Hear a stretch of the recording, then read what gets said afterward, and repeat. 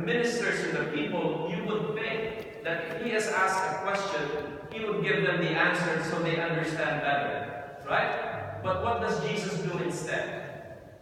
Jesus does not respond to the questions directly. Instead, he presents another question. Why is he doing that? Well, in our experience, now we know that when people ask questions, it always comes with two kinds of motivation. The first kind is a sincere openness and desire to really know what the response is.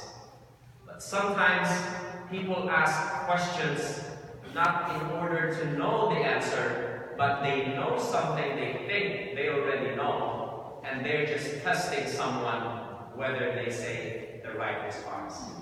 Right? And in this case, it was very clear that in this interaction, the chief priests and the elders have already made up their minds about who Jesus is. Now they are testing him because they refuse to accept who he really is. And that is why Jesus does not dignify those questions with a response. When we ask the question, why do we do this? Why is this important? I hope and pray that when we ask those questions, there is a deep desire to try to understand why it is important to prepare for Christmas every single year of our lives. We learned from our Blessed Mother Mary, when the angel appeared to her at the Annunciation, she also asked the question, how can this be when I don't know any man? It was a sincere question, wanting an answer. And because of her asking the question, she grew in faith and she understood better that allowed her to say yes. Let it be done to me according to your word. When we enter into the season of Advent and the season of preparation, especially as we get closer to Christmas and we start having the Novena Masses, the hope is that we are able to answer one important question. As we enter into the season of Advent, the most common question is, who is Jesus? But the more important question that we ask ourselves in the season of Advent is, who is Jesus for you? There is a big difference. Anyone could say who Jesus is, but not everyone has the right response to the second question that entails a more personal, intimate encounter and relationship. And that is the hope that we get from this intensifying of our preparation as we enter into this season of Advent and we get closer to Christmas. It is understanding better our faith, who we are, what we are doing here, and why is this important to us. It is important for us to learn to ask a question that is sincere with a desire and an openness to really understand better.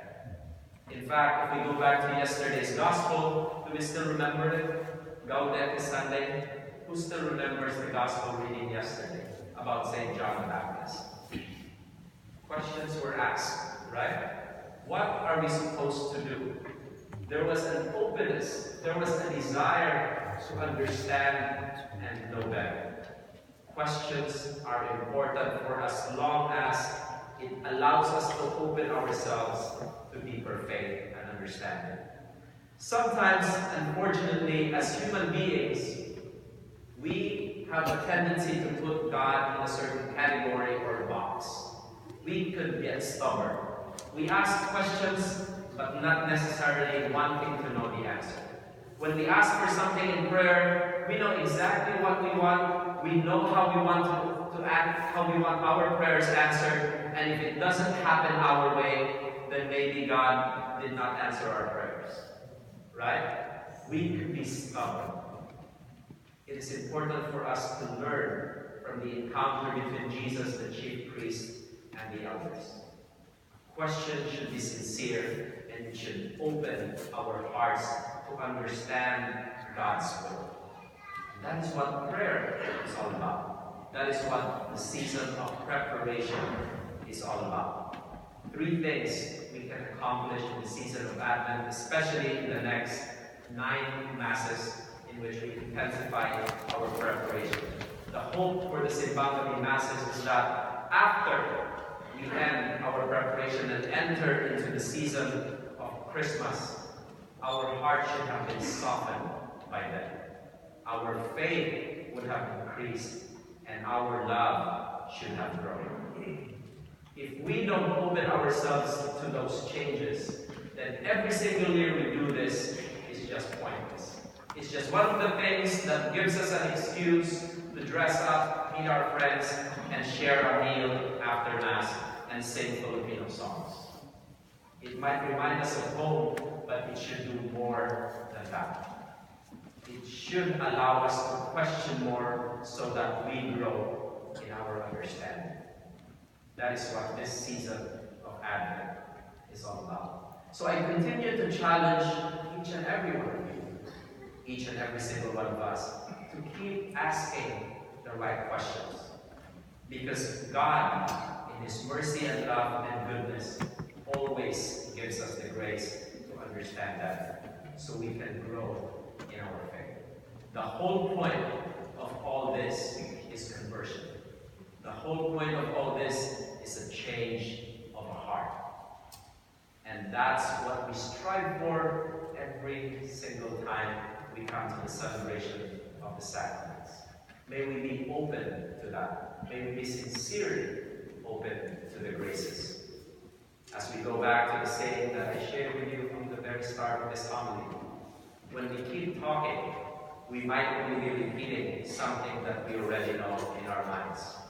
But when we stop to listen, we may learn something new. So in our prayer, I invite you to ask the questions and give a chance for silence so that God can speak to us, so that we can grow in our understanding and we may learn something.